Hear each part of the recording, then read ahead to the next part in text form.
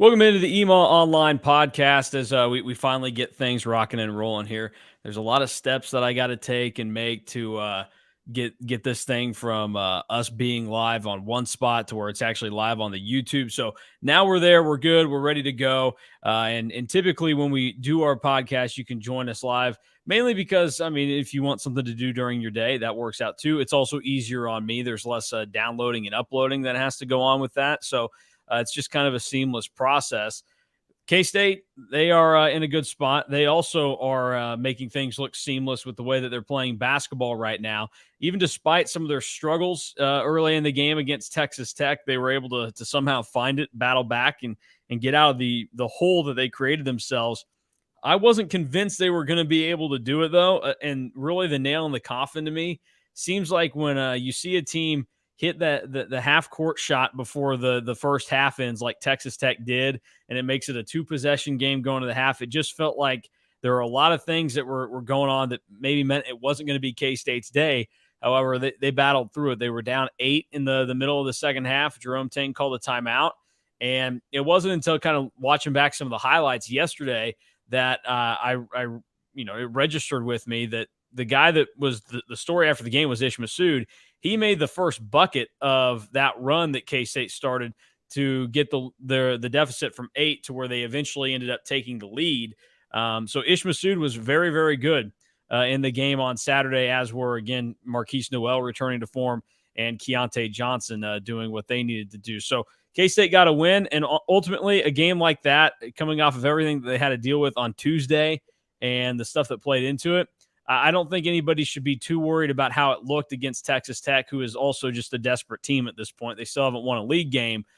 K-State found a way to win a game that you can't lose, and that's more than what Iowa State and KU could say, because they did that on Saturday. Iowa State, if you want to win this league, losing at Oklahoma State, probably not in your best interest. And if you're Kansas, losing home games, also probably not in your best interest, as they lost to TCU in crazy fashion. So K-State was the only survivor on Saturday, and that to me speaks a lot about where this team is at right now. Yeah, obviously the Big 12 is kind of starting to take a little bit of shape at the top, Mason. I think there's a clear top 3 or top 4. Obviously Kansas, K-State, and I think Iowa State belongs in that conversation as well. But I think you can probably include Texas in there, and I think Baylor's a team that's getting a little bit frisky, right? I mean, they're top 15 right now in KenPom. They have a top 5 offense of efficiency by KenPom. The biggest thing holding Baylor back, though, is obviously their defense. They're closer to the 90s, 100s in KenPom defensive efficiency. And that backcourt, while it's really talented, and LJ Cryer, Adam Flagler, and Keontae George are all awesome, they just struggle to guard without Jonathan Chamachachua. Notice how I didn't say the nickname that bothers you a lot. But you're learning and growing. Well, everyday John's really important to them. Had to get it in there. But yeah, obviously Baylor's kind of in that mix as well. But I think K-State's kind of asserting themselves as one of the top 2-3 teams in the league. And when you look at some of the future schedules that these teams have, I think K-State has a really, really good opportunity if they win on Tuesday night at Iowa State to really kind of maybe take a hold of the Big 12 standings and what the future of the conference could look like in the last month and a half of the year. Yeah, I mean, it's kind of crazy where they sit right now.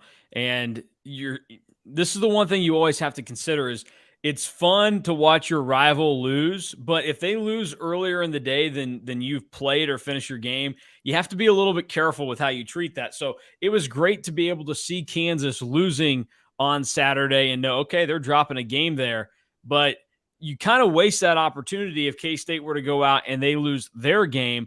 They fortunately were able to avoid that. And then, I mean, the game is ending and Iowa State blows a 16-point lead in Stillwater, and they end up losing. They had a look from half court at the end of the game. It banged off the backboard, but K-State finds himself all alone at the top of the conference. And what can happen if they win on Tuesday in Ames, which is going to be significant, that would give them 2 games of cushion between them and Iowa State. And then also, in addition to that, that means K-State would make it through the weekend as the top team in the Big 12. So you'd be through 8 games of league play as the only team atop the standings, which is just pretty crazy to think about where we expected K-State to be at this point. And, I mean, some people were a little bit higher on them than others. Alec was pretty low, but that was more just a numbers game. Like, you looked at it and you saw a team that only brought back, two dudes from last year, and they were the worst team in the league last year with West Virginia. And it just didn't seem to compute as to how they would be better this season. And somehow they found a way to get the job done. And Jerome Tang kind of has something special going. But I think like even the people that were higher on him, I think I picked him 7th to start the year in Big 12 play because again, I didn't even see it. And then our good buddy Grant Flanders of K-State Online, like he had K-State higher. I think he said something about like them being 4th or 5th to start the season in the Big 12. And of course, a bunch of KU people just attacked him on Twitter and called him a homer and all this other stuff. But like he even like that's wrong. So it's kind of crazy what this team has been able to do and put together. And they seem to be on a path right now to where like through 7 games, is it safe to say like this is the real version of K-State that we've seen? I think it's too hard to say that the K-State that we've seen to this point isn't the real version. I mean, when you kind of look at their non-conference schedule, right, it was really easy to just kind of poke through it and see, okay, well, you know, they didn't play a lot of really good high major teams. Their MTE wasn't filled with a super high quality team. Obviously, LSU has kind of exceeded expectations similarly to K-State, but I think LSU is closer to the bubble, where K-State's now obviously more than a lock to make it to the NCAA tournament. I know some people are projecting them as a top 2-3 seed overall. And then you kind of consider the other teams that they played. I mean, Wichita State, not a great opponent. Nebraska, not a great opponent. Their best opponent that they probably played in the non-conference was LSU, or that game at Butler, which they lost. But then they kind of keep it rolling from the non-conference, where they lost just 1 game on the road at Butler, and they bring it into Big 12 play. And it's too hard to fake it in Big 12 play, in my opinion, when you think about how good this conference is. And while I think the entire country in college basketball is down this year, I think the Big 12 is kind of doing its part of maintaining what we kind of expect from college basketball programs year over year. And, you know, you don't start 6-1 in the Big 12 by accident, especially with some of the teams that K-State's played. I mean, going on the road and winning at Texas, going on the road and winning at Baylor, beating Kansas in your own gym. Like, those are wins that you don't just come across by accident 3 different times. So you kind of put all those things together. And I think the Kansas State team that we're seeing right now that, you know, sits at 17-2 and 6-1 overall in the Big 12. Yeah, it's the real deal. And how realistic is it that they achieve a number 1 seed? Like, I think CBS's Jerry Palm has them projected out right now. I don't know. Yep. But with what we've kind of seen around the rest of the country right now in college basketball, I think we can kind of look at it from the perspective of, well, Purdue probably feels pretty good about their chances to get a 1 seed. I think that, you know, Alabama should feel pretty good about their chances to get a 1 seed out of the SEC. And then, you know, maybe Arizona or UCLA gets 1, but I think the Big 12 is probably guaranteed to get 1, whether that's the winner of the league or a team that finished in 2nd place, whether that's Kansas, Kansas State, Iowa State, Texas, Baylor, whatever it may be, right? Like, you put all these different things together, and I think Kansas State's well positioned to maintain a top 4 overall seed. A top 4 seed, I should say, overall in the NCAA tournament, because this is the real deal. Like, you don't get to 17-2 and 6-1 in this Big 12 by accident. So you talked about who K-State's best non-conference win or non-conference game was, not just win, but game. Butler is the 2nd best non-con game as of now. That's a quad 2 game.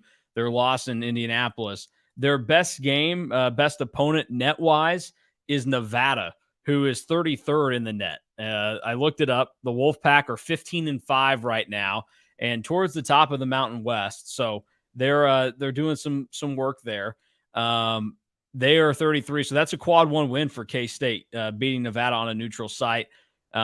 K-State only has 2 quad 2 games remaining on their schedule as it stands right now.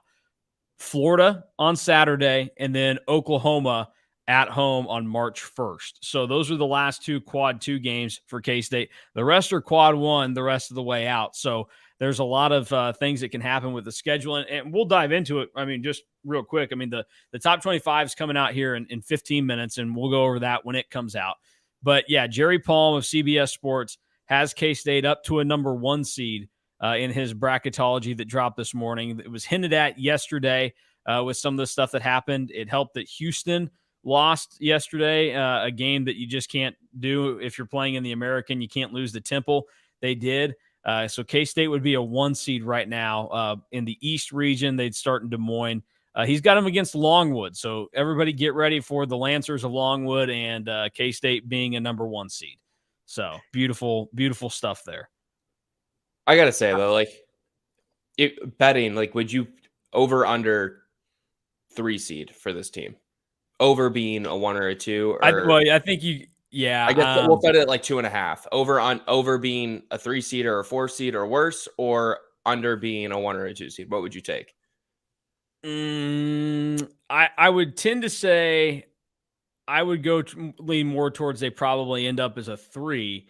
But if you start to think about where the Big 12 is at right now, like with what I just said, how many of these teams are actually going to get punished if they do lose a couple of games? Like K-State, Iowa State, and KU, those are your top 3 in the league right now. Texas is in that mix, so that's a top 4 you have, and Baylor could get frisky. Like the Big 12 probably is going to have at least 3 teams that deserve to be in the 1 or 2 seed category. Like right now, for example, Palm has K-State and KU as 1s, and then he has Texas as a 2. Iowa State is actually a 4 for him, but he's got TCU as a 3. So you've got kind of a good blend and balance there. And I shouldn't disrespect TCU the way that I have, but it's tough for me to kind of buy into TCU when I know what you've done at your highs, which it's running away from K-State and KU, the 2 teams at the top of the league. But you also have 3 losses already in conference play, 3 or 4 losses.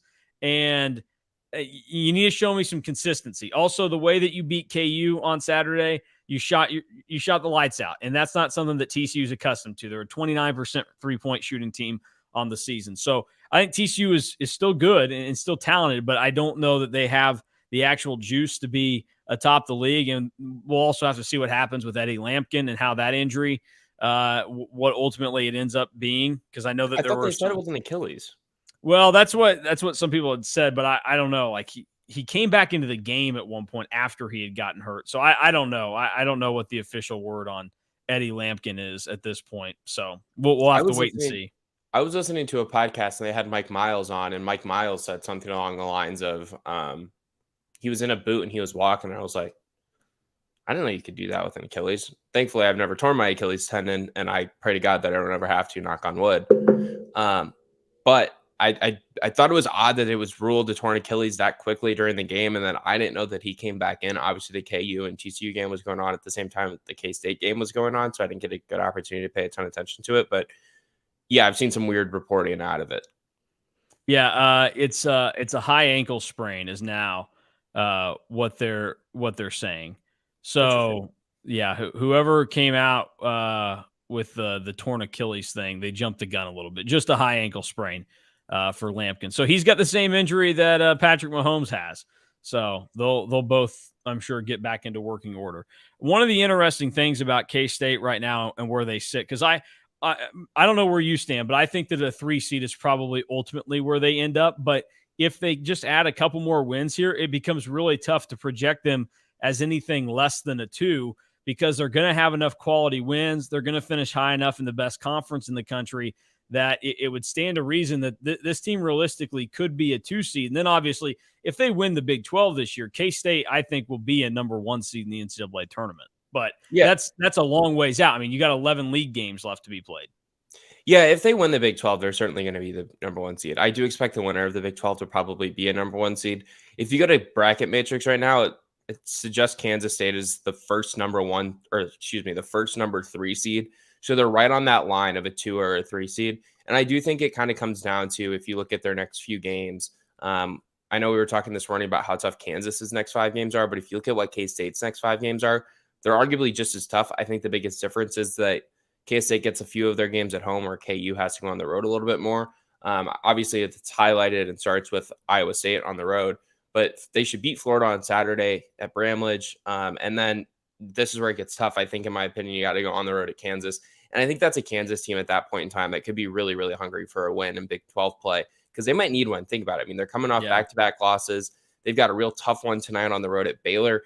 This is a huge opportunity for Baylor, I think, to kind of assert themselves as, hey, we're actually back at the top of this league. And if you look at like Bart Torvik's projections, Baylor's actually projected to win by about 3 points.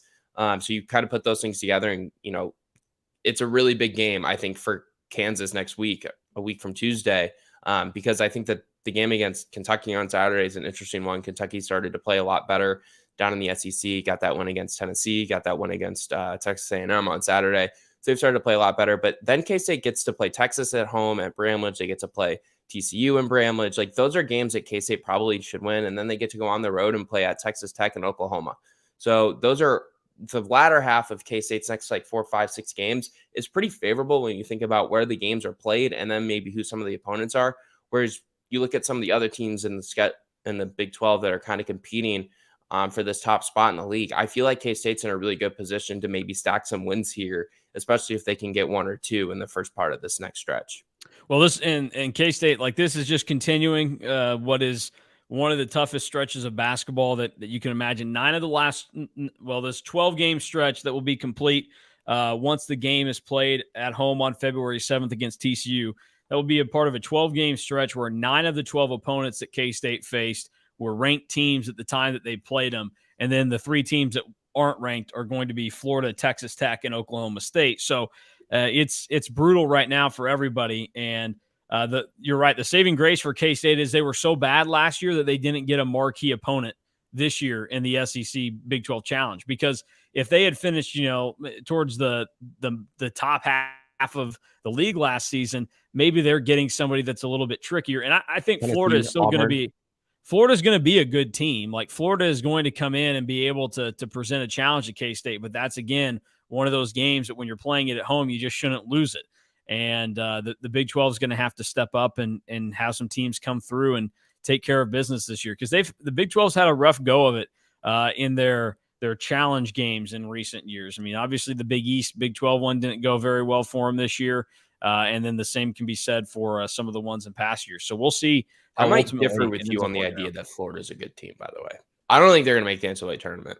I don't think that they're like great or anything, but they're solid. It's not like you're getting like Georgia or somebody in here. Georgia's solid too. Georgia's right in the middle. Well, that's true. Mike White's doing good stuff there, but like previous Georgia teams, like under Tom Crean. Mississippi State's fallen on their face in SEC play. I think they're 1-7 in league play. But I could have seen that. They're not very good. Jans. I'm not a Chris Jans guy, and I know that offends some people out there, but I just don't think he's a great guy, and I don't think that he recruits the best of dudes to go and play for him. So I'm not shocked that they are 1-5, 1-6 in SEC play now. So wish nothing but the best for Chris Jans losing games down there. So K-State, I mean, like, they're in a good spot right now, and we'll see how it kind of continues and everything plays out. I mean, we're 7 minutes or 5 minutes away from the top 25 coming out. Do you think K-State's in the top 5 today? Because I think they're probably right at number 5. That would be my guess. Because of all the teams that lost last week that were in the top 25, it would just stand to make sense that they're able to move up. I mean, so Houston lost last week. KU lost twice last week. UCLA lost. Gonzaga lost. Texas lost. Xavier lost. Iowa State lost. And then did Arizona drop a game last week? I know they beat UCLA. No, Arizona won both games. Yeah, they did. I think. No, I don't know. No, they won both. They had USC and UCLA, so they won. Yeah, both that's right. They won both. Arizona could move up there. The difference being, I mean, Arizona gets a comparable that's a great win. Week for Arizona. That's a really good week for Arizona because they pounded USC. Yeah, it'll be interesting, but I think K-State gets the bump because they've been the surging team. So I'm going to assume the Wildcats are at number 5 this week. There have been some out there that have already kind of started to put out their ballots, so people kind of have an idea. I think I've seen K-State as high as 4 in some of those. So we'll just kind of wait and see how it goes on. But while we're waiting on those, what are some of the other thoughts and lasting impacts that you have from the Texas Tech game over the weekend that K-State should either be concerned about moving forward or they can take away as being a positive?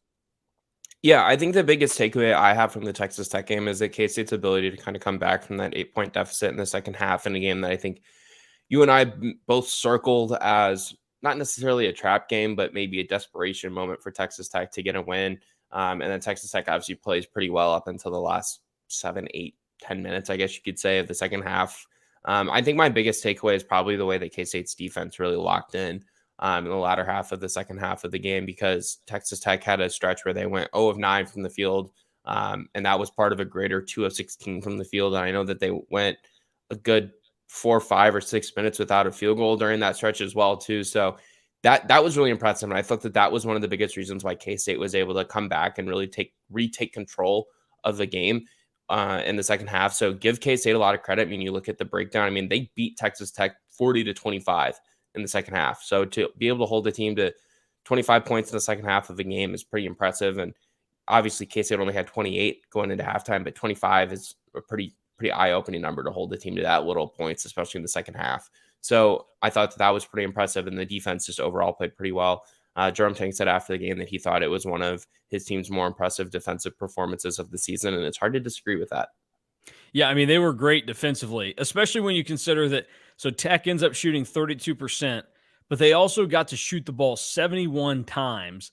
And that ends up being 24 more shots than what K-State gets off. The Red Raiders got 13 more offensive rebounds, so 23-10 ends up being the margin there.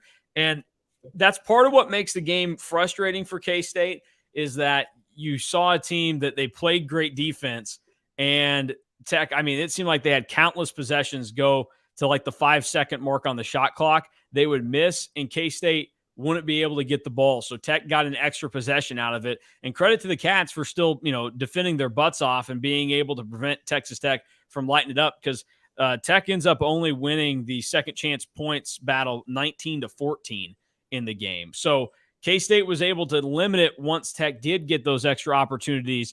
But again, you played the worst team in the Big 12 as it stands right now, so you're not going to have that fortune moving forward with some of the others. But the way K-State defended, like, that's only, I think, going to continue to get better. Like, I think this team is learning how to do a lot of these different things in sync with each other.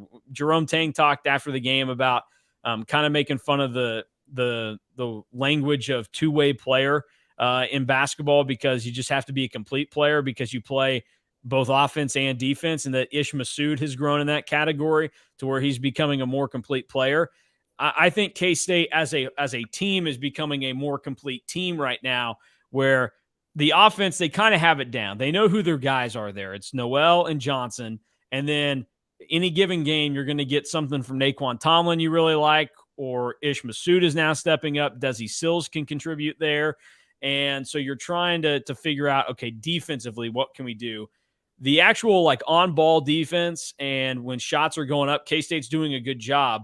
Now I think the next step forward for K-State is what happens when the shot is coming down, and how are you preventing the other team from getting those extra possessions? And I would say there's no way to quantify this, but just from the eye test, it does feel like sometimes K-State more than other teams this year has gotten some unlucky bounces on bad shots. Maybe they're forcing enough bad shots to where the bad bounces aren't going their way.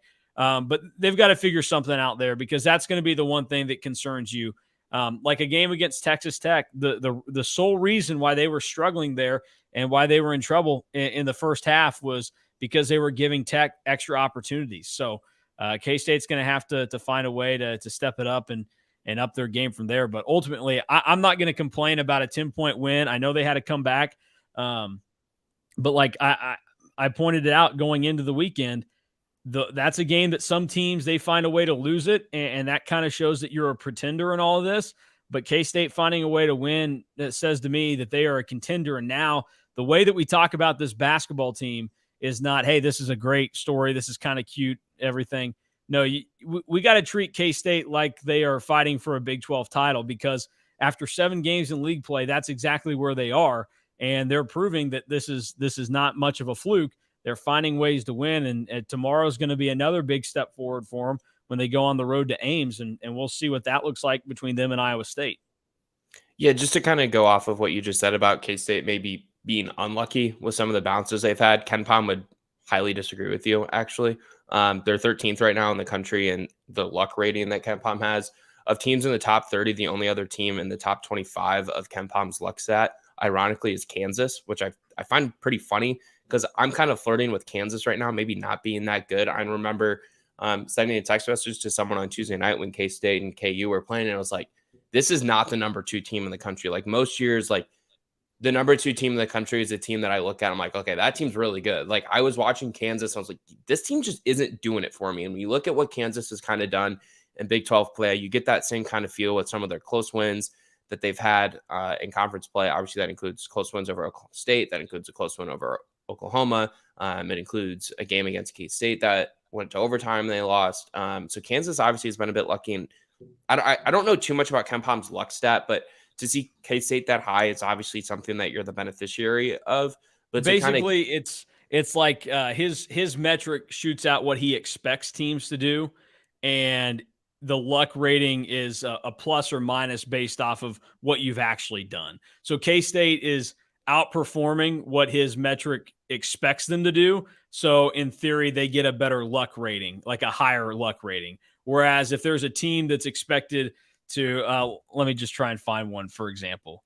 Like UConn, for example. UConn is 312th in his luck rating. That means that UConn has been expected to perform at this level, and the results have come in down here. That's the way I comprehend it and the way it gets laid out. So, and that makes sense. Like K-State, I don't know that there's one thing that you point at that they do well. I mean, we can talk about like Gabe's shot quality story that he wrote and talk to everybody, where the guy that created shot quality can't really explain too much about like what K-State does well on offense other than, hey, they cut to the basket. They lead the country in cuts. They're doing a good job there. But like Marquise Noel is a guy that's had to change some of the math there, where actually some of his shots are they're better for him than what they would be for anybody else. So it's a weird deal. And I don't know that I necessarily disagree with it, but also like that's kind of the part of sports where, for example, like Joe Burrow, just all he's done since he got to LSU was win football games, and he continues to do that in the NFL now. He doesn't have the talent of Patrick Mahomes. He doesn't have some of the other attributes that other guys have, and he doesn't have the weapons around him that like the 49ers have. He's got some really good ones, though. Jamar Chase and T. Higgins. He's got some good ones, but like he has arguably the best receiving core in the NFL. What do you mean? But he has two number one receivers. I understand that, but like he also has a terrible offensive line. He's got like two aging running backs that are whatever. He doesn't have all world guys outside of those two receivers, but yet somehow he finds a way to do it. Like the Bengals maybe shouldn't be the team that gets in there, but I've always said the thing that I think makes the Bengals go is Joe Burrow, because he's just got something about him. And so you can't quantify certain things that make teams good in sports. And K-State kind of has that right now, where I think they can kind of be a chameleon to whatever they need to do to win a game. They can find a way to do it. And fortunately enough for them, they've pushed the right buttons in every game this season, except for two of them. And really the only game that I think you could fault them for is TCU. Like I think Butler just straight up beat them. And that game, they didn't have any answers. I think the TCU game, I think K-State came out flat, and I don't know that they were very focused. I think they forced some things. And so they can kind of go back and look to see that, hey, that's on us. So I think that they just have that right now. And that's, I'd rather be, as everybody says, you'd rather be lucky than good. And in K-State right now, they've been good, but they've also tossed in some luck with it. Yeah. If you kind of filter Bart Torvik's rankings, I guess, if that's what you want to call them, since New Year's Eve, the day that K-State started Big 12 play against West Virginia, they're 16th right now in the country by his rankings. And to go back to what you said about K-State not being overly good at anything on the offensive or defensive end besides cutting, and Gabe kind of pointed that out in his story on the shot quality aspect of things. And if you haven't read that, please go read it, because it was very good and it was very well reported. But dating back to New Year's Eve, K-State's offense, according to Bart Torvik, is 15th in the country, and their defense is 54th in the country. But if you go look at KenPom, which you can't filter dates on KenPom, they're top 33 in the country in both offensive and defensive efficiency for the entire season. It's kind of odd, and that's one of the reasons why K-State's not super high in KenPom. That's why they're 26 in KenPom. I know people on our message boards have been asking, well, why is Houston ranked number one in the net? Well, Houston's number two in defensive efficiency, and their offense is top 15. And Houston also routes a lot of teams, so they do it in a very efficient manner. And yeah, they've played some close games here of late against teams like USF, and obviously they lost to Temple. And I know that some other people are talking about, well, their best win is Houston's best win. I'd have to go look at their schedule, go look at what people are pointing out on the message boards. But Houston pounded some other teams early in the season too that are viewed in an inspiring light. Houston's best win, they got a road win at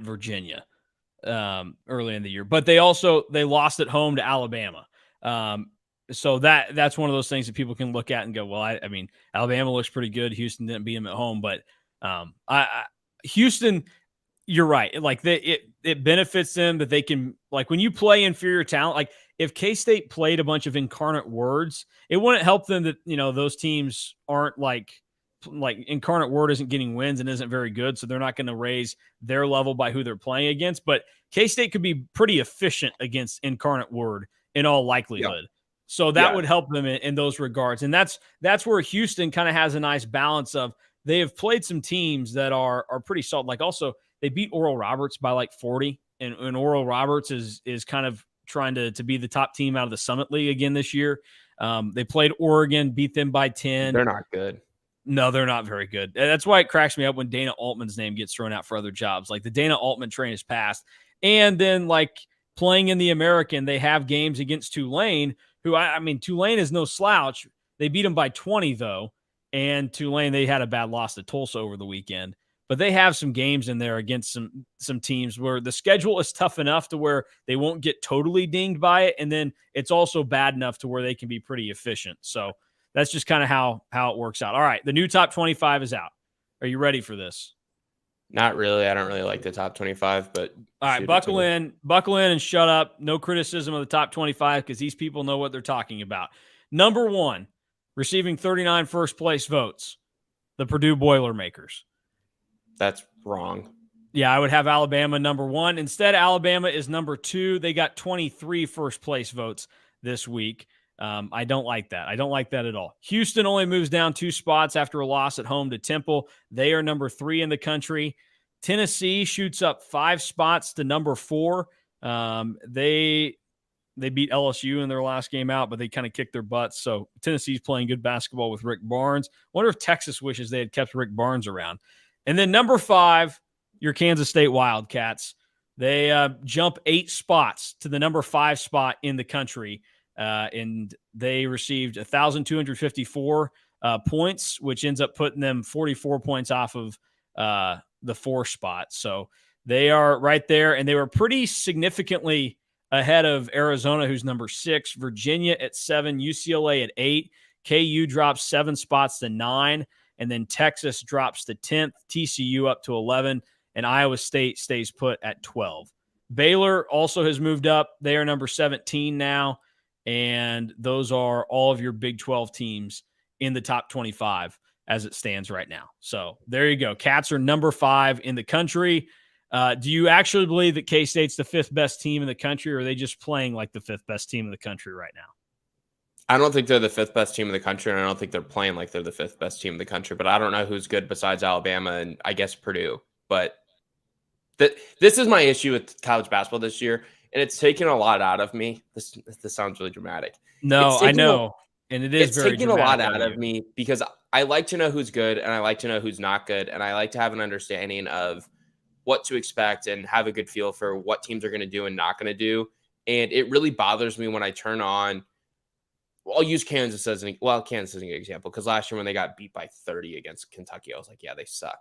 Yeah, I thought the same thing. And that was the game that made me think Kentucky was good. Like I picked Kentucky to win it all last year. They were a 2 seed.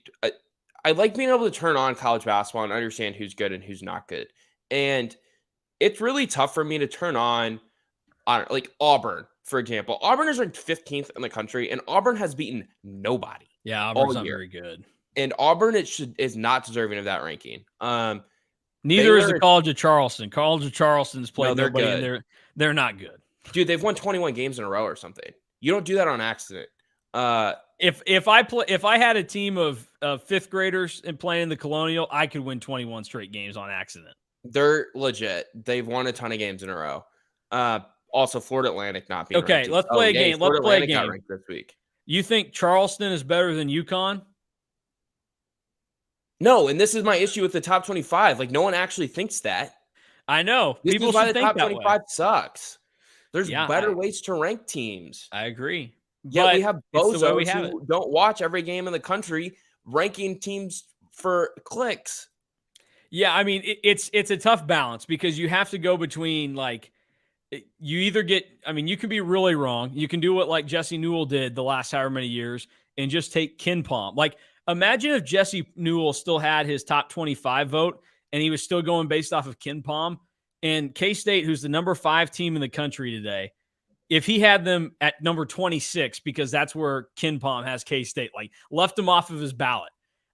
You may not have paid as much attention to this because you weren't necessarily in the area, but are you aware of who Jesse Newell is? I think so. So he was the beat writer at the Kansas City Star for KU for a long time. He got a promotion. He's now covering the Chiefs for the Star.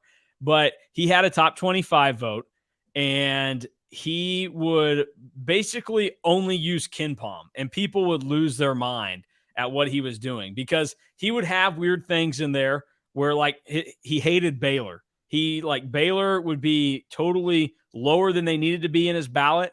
And even after Baylor beat Kansas in Allen Fieldhouse and Baylor had a better record, Baylor had, beaten KU and we've seen all this. He still had KU ranked above Baylor. And so we started playing a game on the radio show I was on that.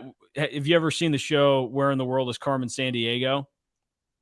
No. Probably not. I hadn't seen it either until I was there. It's like it's a people older than us thing. It's like you got to be like in your 30s or older and you would have seen it. But they had a theme song. You'll have to look it up. And basically it was this real catchy thing. And then it had this a cappella group. And in the middle of it, this guy with a really deep voice would go, "Where in the world is Carmen Sandiego?" So we started playing a game, Where in the World is Baylor and Newell's ballot?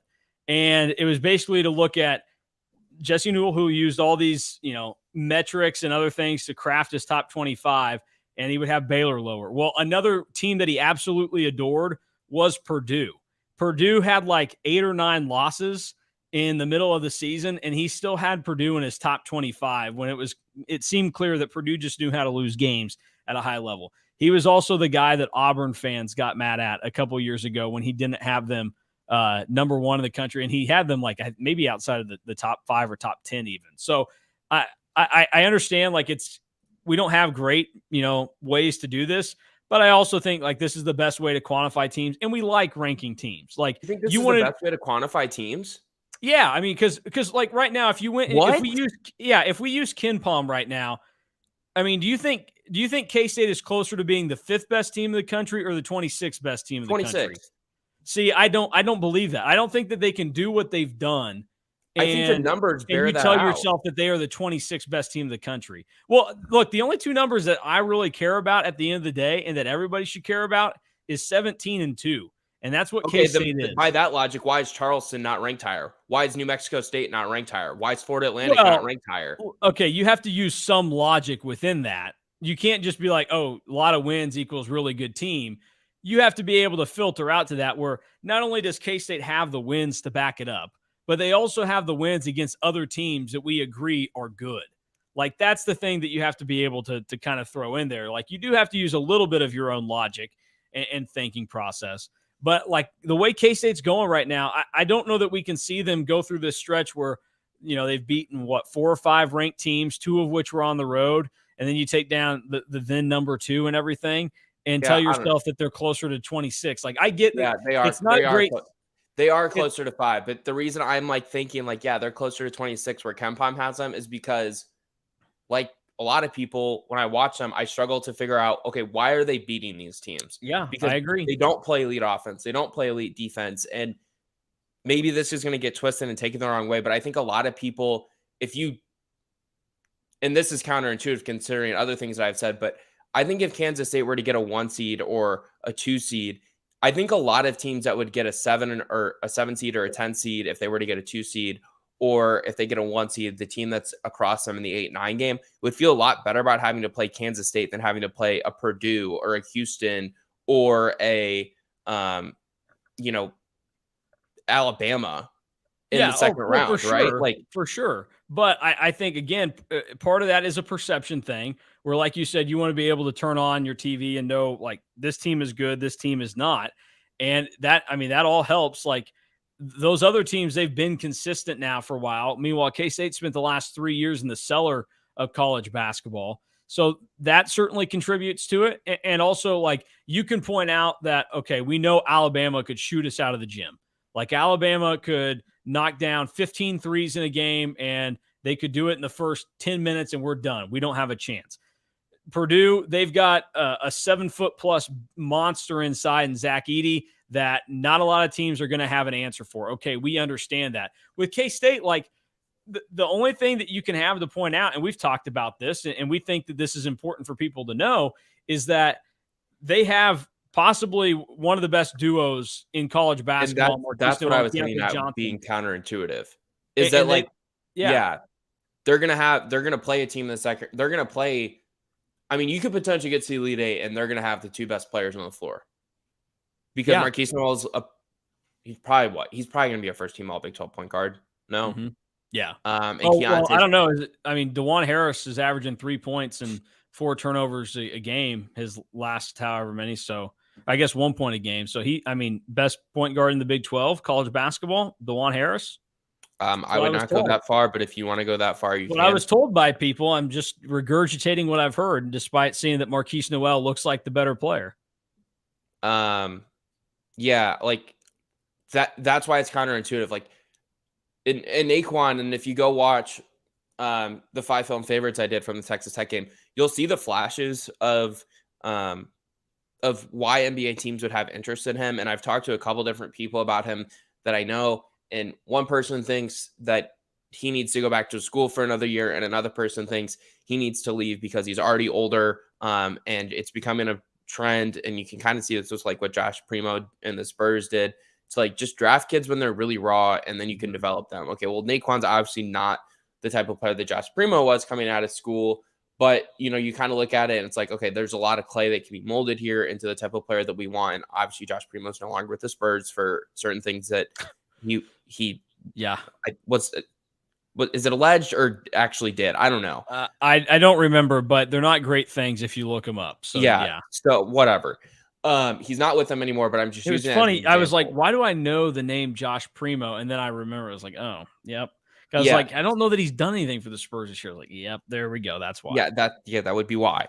But it's becoming a common thing for teams to draft and stash, or draft and put someone in the G League and just let them kind of develop and mold into the type of player that they want to be molded into.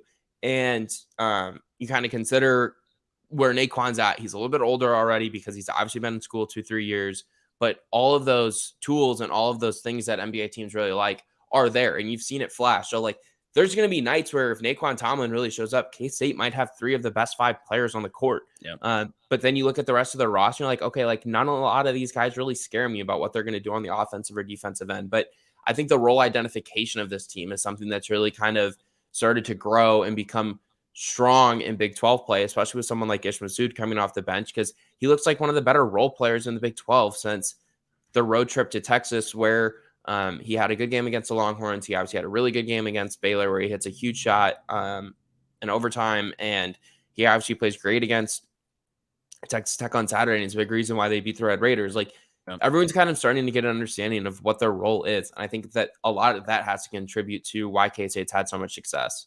Yeah, I mean, I think that's what it is. I think you've got a great duo in Noel and Johnson, and that's tough for teams to stop. And I've said it all season. It's not just the fact that they have 2 good players together. Like, Kansas has 2 good players together in Grady Dick and Jalen Wilson, but they don't necessarily play off of each other as well or as easy as Noel and Johnson do. It helps that for K-State, your 2 best players are a guy that can handle the ball really well, but can also score from that spot. And then the guy that he is also having feed, balls to and everything, like Keontae Johnson is this athletic wing that can go down low. He can go outside. He can do all these things. Like, the versatility of those 2 guys presents itself to be really good and tough for teams to match up, especially like some of those lower teams like you're talking about. Like, if you're a 7 or a 10 seed that plays a 2-seeded K-State in the second round, yes, you're maybe on the face of it thankful that you're not playing like Alabama or somebody. Now, Alabama, like they do have some pretty high-end talent there, but also that the main goal of Alabama is to shoot the basketball well from beyond the three-point line. And if you can find a way to shut that down, you're golden. For K-State, it's a little bit tougher to do because K-State doesn't have that one thing that they're really good at. Instead, they just have 2 players that are really good at doing almost everything. And so it becomes a lot tougher when your game plan has to be, okay, we have to shut down Marquise Noel and Keontae Johnson. How are we going to do that? As opposed to shutting down like an offense or a mindset and kind of a goal that teams have. And the other thing, like you talk about Masood stepping up, Naquan Tomlin and his chances. I mean, we just saw Desi Sills drop 24 in K-State's biggest game of the season to this point. So they've got depth, and that's one of those things that's important to note because like KU people were trying to figure out how did KU lose that game? Like, how did it happen? Well, the way that KU lost that game is K-State got, they got 31 points from their bench in that game Tuesday night. Kansas only got 8 points. KU does not have the depth to step up right now. For K-State, it is beneficial to be able to go a little bit deeper and just, I mean, they can keep guys fresh. And also when a guy isn't working, it's okay. We got another guy we can turn to. And that's kind of what we've seen. Like, Bebe Isiola wasn't the most effective this past week. And so we got more Ish Masood than what we've seen in past games.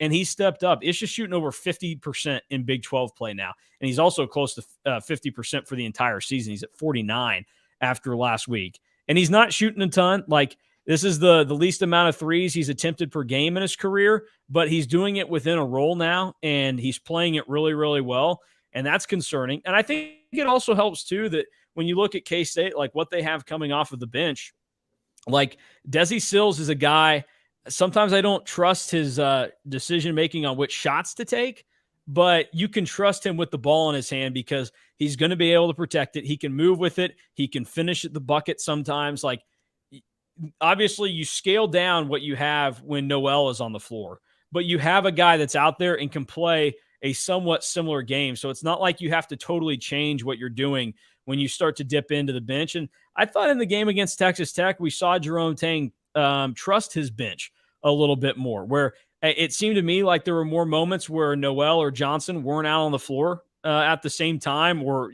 extended breaks for him. And Jerome Tang didn't seem to panic. So I think K-State, I mean, you're right that on the face of it, you'd think they're probably closer to being the 26th best team in the country. But with the results the way they are, and when you start to think about it and you have to add nuance instead of thinking about, how do we quantify this or what are we seeing from them? To me, they are playing closer to the number 5 team in the country. I don't actually think that they're the 5th best team in the country, but as it stands right now, they're weathering the storm much better than a lot of other teams are in college basketball this season. And that's what you have to do in these topsy-turvy years. We can use this example. The KU football team that went to the Orange Bowl, at no point were they ever the 2nd best team in college football that season. But you know what they did? They weathered the storm better than about anybody else until they got to the very end of the year and they ended up losing to Missouri. Same thing can be said for like K-State football in 2012. Like, were they really the number 1 team in the country after playing 10 games? Like were they the best? No, I can say that. I love that 2012 K-State football team. I think they would have kicked Notre Dame's ass in the national championship game if they had played them. But, they weathered the storm better than most people getting to that point. The issue was they weren't able to weather it long enough. And now the question for K-State basketball this season is, like, can you continue to weather the storm to where when you get to March and that final week of the regular season, do you still have a chance to play for the Big 12 title? And as it sits right now, like, K-State's proving to us that they're in that position and they can get that done. Yeah, and I think you said a lot of that really well. And I guess if I could go back, and this is gonna be funny. If you were to ask me that question, throw a random team. Is Virginia closer to being the number 7 ranked team in the country or the number 25 ranked team? I don't know where Virginia is 11 in KenPom, but let's just say Virginia is 25 in KenPom. If you were to ask me, do you think Virginia is closer to being the number 7 team in the country or the number 25 team in the country? I would be dead wrong to tell you that I think they're closer to being the number 7 team than the number 25 team. My point of this is that you could ask me any team in the country, and I think they're all going to be closer to be the number 25 team than the number whatever in the AP poll, except Houston, Bama, and Purdue. Okay? Like, those 3 teams, and I don't even think Purdue is that good. Like, I don't either. I watched the Big Ten a lot. It's what I grew up watching. I went to school in the Big Ten. Like, I don't even like watching the Big Ten this year because it's so damn bad, and it angers me to watch these teams do the crap that they do. But, like, you can't watch Purdue and say, yeah, they're not one of the best teams in the country, and they're 19-1, and they have the biggest cheat code in college basketball since Shaq, because he's 7'4", and he's he's fairly skilled for someone who's 7'4". So here's a great example of this for you. The Big 12, for example, they have 6 teams ranked inside the top 20 of the AP top 25 today. How many teams do you think the Big 10 has in the top 25 as we sit here right now? They got Purdue. 1. Purdue is the number 1 team in the country. They're overranked. They don't deserve to be the number 1 team. I mean, like, I agree with you. Like, it's crazy because they don't look like we just talked about it. Like, you can point to what these teams do well. And again, this is kind of what makes Purdue dangerous a lot of the way through a tournament, is that Zach Edey can't be stopped. And it's tough to stop a monster like that. Now, there are going to be eventually teams that can get in there. And if Edey has a bad night or gets into foul trouble, Edey doesn't have bad nights. He's 7'4". Then Purdue's going down. But they're not having that right now. And that's where we talk about where this is going. Like, Purdue's going to be able to survive this because they're playing in a conference that is so quite literally might go 17-3 or 18-2 in the Big Ten, and they're going to win it by more than a game and a half. They're probably going to win it by like 2-3 games. But I guess to just kind of continue this conversation, and not to like make this a brand conversation when it comes to college basketball. If you go look at the teams in the top 25, how many of them would you stereotypically put in the top 25? Everyone in the top 10 except K-State and Houston. And Houston's been there for the last 3-4 years. Houston's put themselves in that conversation. Yeah. You go 11 through 20, TCU's not supposed to be there. Iowa State was there all of last year, but not before that. Yep. Xavier hasn't been there for a while. Gonzaga's always there, but they're at 14. Gonzaga's normally in the top 5.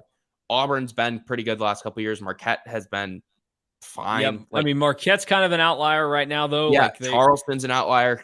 UConn has been like good, but they've been on a steady rise. Like, that's where you expect. Miami's been good, but like no. The entire bottom of the top 25, like Florida Atlantic, St. Mary's, Clemson, New Mexico. Like having a top 25 ballot this year, and again, I don't ever want one because I don't really like the top 25. And if I want one. I have fun with it, please.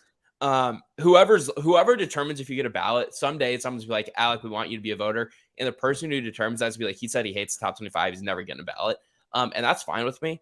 I don't like the top 25. I love the top 25. I don't think it's a good way to rank teams. I think it's inefficient. I think it's I want a coaches poll vote.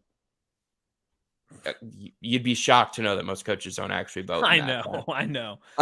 Speaking of which, did you see Saban ranked Bama second in his final? Yes, I did. Good for him. But like, come on, son. Yeah, like it's just an absolute mess this year. And good luck filling out your bracket, Mason. Good luck to everyone listening to this filling out their bracket, because it's gonna be terrible.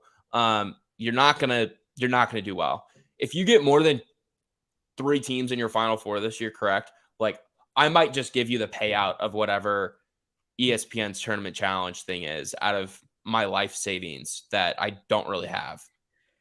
It's a wild year, and that's why this is also, I mean, this is the perfect year for the team that K-State has, because to tie this all back together to K-State, to have the team that they have, where it's tough to kind of identify what they do well. And I kind of called them a chameleon earlier. Like, I think that they can kind of shift based off what they need to do in a game, and to have 2 elite players and 2 guys that just play fantastic together in Noel and Johnson. Like, this was talked about by some people after the game Tuesday, and they've done a lot of stuff like this throughout the year. But how many guys can execute the play to win a game in overtime against the number 2 team in the country, like Noel and Johnson did, that have only been playing together since like July or August? Like, that it wasn't the most difficult play in the world. I don't know. I think they do a lot of things that you have to be on the same wavelength with the dude. Like, there had to be a lot of precision there and knowledge of exactly what was going down. You and I went out on a 7-foot rim, do you think you could throw me an alley-oop effectively? 8-foot rim? I think it would take some time for us to get there. And I also think that if you put like an elite defense out on us, that it would maybe be tougher for us to execute. I don't think throwing an alley-oop is the most difficult thing in the world. I think it was made up to be this incredible play because it was an awesome play. but also like Jalen Wilson defended that thing horribly. Well, and Keontae said as much after the game. I mean, he was like, "Yeah, we knew he was going to overplay it. And when he overplayed it, I was right is there it a for bad sign that now in back-to-back losses for KU, not only have they lost games, but the opponent has made a comment after the game that something happened easier than they thought it would be? Because Mike Miles, I saw an interview after the win against Kansas where they asked if he was surprised at how the game went, and he basically said something to the effect of, he was surprised at how easy it was. Like he said, I'm not going to lie, it was easier than I expected. You've paid more attention to Kansas than I have. Is this the worst Kansas basketball team since like 2015? Because I think that team was like semi iffy, right? I'm trying to think. Well, I mean, 2019 they didn't win the league. Like Tech and K-State but won that it. was also like a awesome Baylor team. So, well, Baylor didn't win it that year, son. Baylor won it the next 2 years, but I don't know. I mean, they went 27-9 in 2015 and won the Big 12. Golly, there's a lot of NBA players on this team. Probably that 2015 team doesn't necessarily deserve that. This team is probably like trying to think of who could beat them. Like there are a lot of KU teams that could beat this one. And I think what it comes down to is like what we've talked about with K-State, where they're now being able to count on other guys to step up and do things for them. Like KU has two guys that they can, for the most part, reliably fall back on in Wilson and Dick, and those are two great players. Yeah, but Grady Dick hasn't made a shot to save his life in the last 2 games. No, that's not great. KJ Adams is maybe getting there, but like the situation kind of has to be right, and you have to wait. Kevin McCullough, like that was weird what we saw in Manhattan. Like, that was really bad in the middle of the Pacific Ocean. But like once you get past those first 4 guys, like they don't have dudes they trust. Like Juwan Harris is out there a lot, but he's not scoring. And that's one of the reasons why some of these other teams in the Big 12 have a leg up, where like I think even though talent-wise they may not be at the level of some of the guys that Kansas has, I do think that you trust a little bit better on other teams in the conference. I think Kansas is the greatest example of how down this season is in college basketball. This Kansas team usually, like last week, they were ranked number 2 in the country. And again, don't like the AP poll. This week, they're what, 10? 9? They're 9 this week. If this Kansas team played last year, they're probably on the back half of the top 25. Like, I don't really think this Kansas team is that good. But they're a real national title contender this year, because I don't really think that there's very many teams that are that good this year. Yeah. And I watched Kansas. I watched them Tuesday, and I was like, this team's not that good. I said it to you. You agreed with me. I said it to other people that are like, you're an idiot. And like, they're just not as good as normal Kansas teams are. No, but nobody is this year like that. And that goes back to what we talked about with Purdue, who's not even number 1. I mean, again, the problem with Alabama is that they're going to have a 2-game stretch where, like you talk about, Grady Dick hasn't made anything the last 2 games.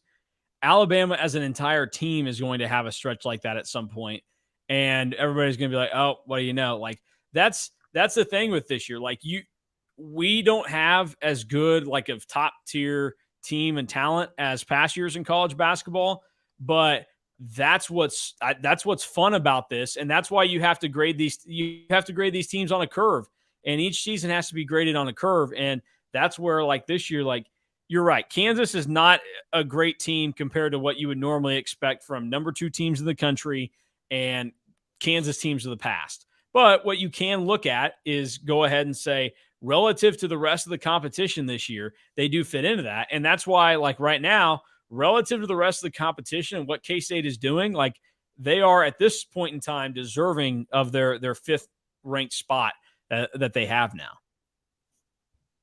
Yeah, but you're right. I don't know. You're All right. right, real quick. Iowa State on the docket for tomorrow. You get another trip to Ames. That'll be a fun time for you and Gabe to go to Hilton Coliseum, experience some Hilton magic. Basically, the things to know about Iowa State are that Gabe Kalsher is playing out of his mind right now for the Cyclones. So that's going pretty well. He's shooting the basketball much better in conference play than what he did in the non-con. Caleb Grill is Your their boy. main go-to guy, and he can light things on fire It's when your he boy, wants to, right? but he can also go silent. Yeah, my boy, Sedgwick County guy, just like me right now. But he struggled a little bit in the Oklahoma State game over the weekend because he's dealing with a back injury, and so we'll see how that kind of limits them. But it feels like K-State is going and getting Iowa State at a decent time. I mean, they just lost to Oklahoma State, and if you have some guys that are dealing with injuries, then this is probably the best chance to get him than other times. So we'll see what K-State looks like. What is your early research and indications giving you on Iowa State and what you think of them? Because they're another team that I think you look at them and you say, how is this team this good? How are they playing like they are? And maybe it just comes down to TJ Otzelberger is No, that I good of a don't have coach. that. I don't have that concern with them. They have a top 10 defense in the country. You think you think they're great defenders? Yeah, they're like top 10 in offensive, Okay. or they're top 10 in defensive efficiency by Bart Torvik and by KenPom, I believe. Okay. So you believe in the Iowa State defense. You think that's what they're Yeah. going to be able to do. Yes, Okay. they turn people over at a rate that very few people do. I think their defensive turnover rate is like over 28%, which is ridiculous. Well, that should probably concern K-State going into tomorrow because they've But they turned the do ball foul over a lot. relatively. They do foul a lot. So that's obviously concerning. I think they're in the 300s in foul rate. Okay. Well, we'll see how it ends up going. And for Iowa State, like I think, I mean, this is probably going to be another rock fighty type game. That's kind of how Iowa State's games have played out this year. So K-State has to be ready for that. Well, that's what happens when you play it. That's what happens when you have a top 10 Yeah. defense in the country. Like, that's just how things tend to go when you play that good of defense. And David Gasson, we saw him return for a little bit on Saturday. I would imagine we see his minutes get upped a little bit more. It's going to be just a benefit to have him back because you can throw another big body out there, get guys some rest a little bit easier. He can do some things athletically that maybe you don't think that Ishiola can. So that's going to be beneficial. And like, I mean, kind of like what you're talking about here, like being able to go out there, and if this game is kind of a rock fight type deal, it always helps to have another guy you trust on the floor that has 5 fouls to burn. I'm not saying that Gasson fouls out, but I do like that they're going to have him available and he can be used in some different areas, and we'll see how it works out. But Iowa State, I mean, they're not great offensively. They can catch fire though, and that's the scary part. So K-State's just going to have to match them with the rock fight that's going on, and hope that like tomorrow's a big game for Noel and Johnson to come through for you. Because when you play teams that are great defensively, you need your star players that can rise above that level of defense that gets played. Because some guys can just get into a flow where they aren't easily guarded. And that's probably what you have to look for. Like Grady Dick did that when KU beat Iowa State last weekend. Grady Dick ended up scoring 21 in that game. He was better than 50% from the field. He was 5 of 9 from 3. And that's really what carried Kansas in that game, was the fact that Grady Dick could outplay the Iowa State defense. And on the flip side, like Iowa State, they weren't great offensively. They played actually better than what they had in most games against Kansas from an offensive like number standpoint. But Grady Dick was able to rise above that defense. So Noel and Johnson need to have a good game tomorrow. And at the very least, one of those guys has to probably be near 20 points, I think, for K-State to get a win, unless K-State has the perfect game plan and they can go in and execute with a handful of guys that end up in double figures. But tomorrow, that just does a team that plays great defense. It seems unlikely to me that K-State can kind of go on that stretch that they've had where we've seen them plenty of times this year end up with 4 or 5 guys in double figures. Yeah, it'll be tough. I mean, like I said, Iowa State plays really good defense, and when Gabe Kalscheur makes shots, they're one of the best teams in the country, and it's at home, and Hilton's one of the more difficult places to play in the Big 12 from everything I understand and everything I've kind of read and been told throughout history. So it's going to be a tough game for K-State, but at the same time, if they win on Tuesday night against Iowa State, it's an opportunity for them to, in my opinion, really take a stronghold of the Big 12. And if they win Tuesday, like I think that makes them, without a doubt, the favorite in the league. Yeah, this is going to be a very telling week in the Big 12. Last thing before we get out of here, Big 12 schedule for this week. One Big 12 game tonight, 8 o'clock on ESPN, KU and Baylor in Waco. The Bears are 2-point favorites tonight. against Kansas. So that's going to be a telling one because Baylor with a win, they throw themselves back kind of into this mix because there is a chance that let's feed the narrative.